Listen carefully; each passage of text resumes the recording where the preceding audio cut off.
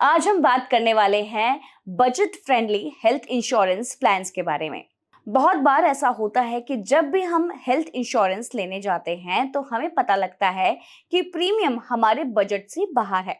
हम चाहते तो हैं कि हमारी फैमिली के पास 50 लाख, 60 लाख या 1 करोड़ तक का कवर हो, क्योंकि आज के समय में मेडिकल खर्च तेजी से बढ़ रहे हैं।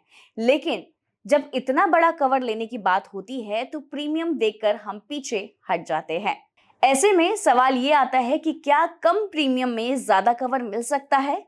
क्या कोई ऐसा तरीका है जिससे हम अपने परिवार को पूरा कवर भी दे सकें और बजट भी ना बिगड़े? अगर आपके मन में यही सवाल आता है तो ये वीडियो आपके लिए बहुत ही यूजफुल होने वाली है। इसलिए वीडियो को एंड तक जरूर देखें।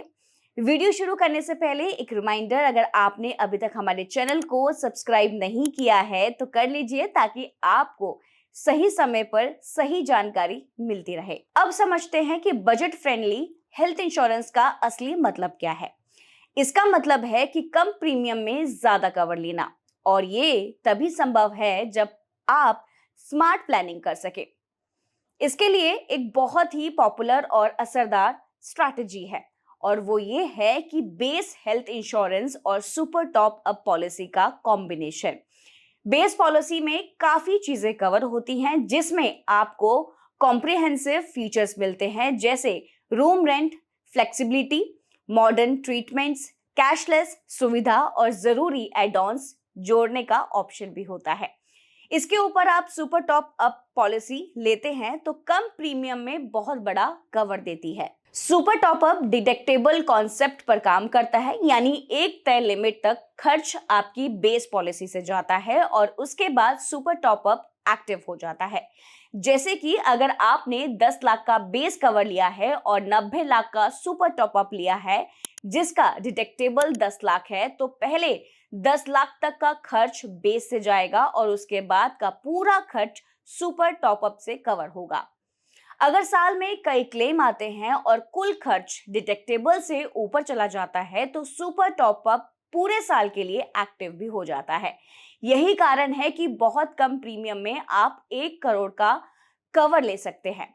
अक्सर लोग 5 लाख के साथ 95 लाख का कॉम्बिनेशन लेते हैं, लेकिन 10 लाख के साथ 90 लाख ज्यादा बेहतर होता है, क्योंकि छोटे क्लेम बेस पॉलिसी से ही आते हैं और बेस कवर मजबूत होना सबसे ज्यादा जरूरी है।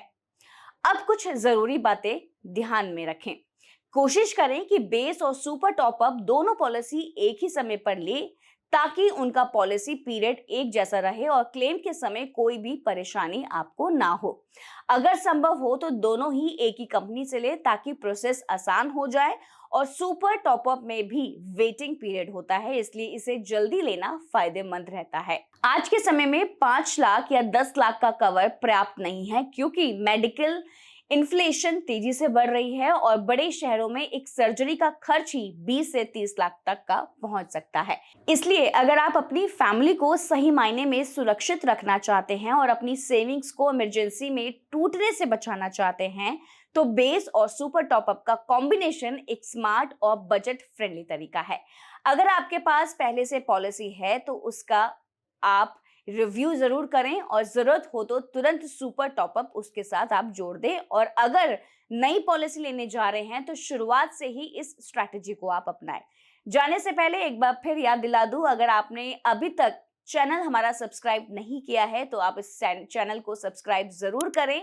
अगली वीडियो में आपके साथ में एक नई टॉपिक के साथ जुड़ती हूं। तब तक के लिए आप हमारी हर एक छोटी से छोटी, बड़ी सी बड़ी अपडेट्स के लिए हमारे चैनल द फेडरल देश के साथ जुड़े रहिए। तब तक के लिए bye bye and take care.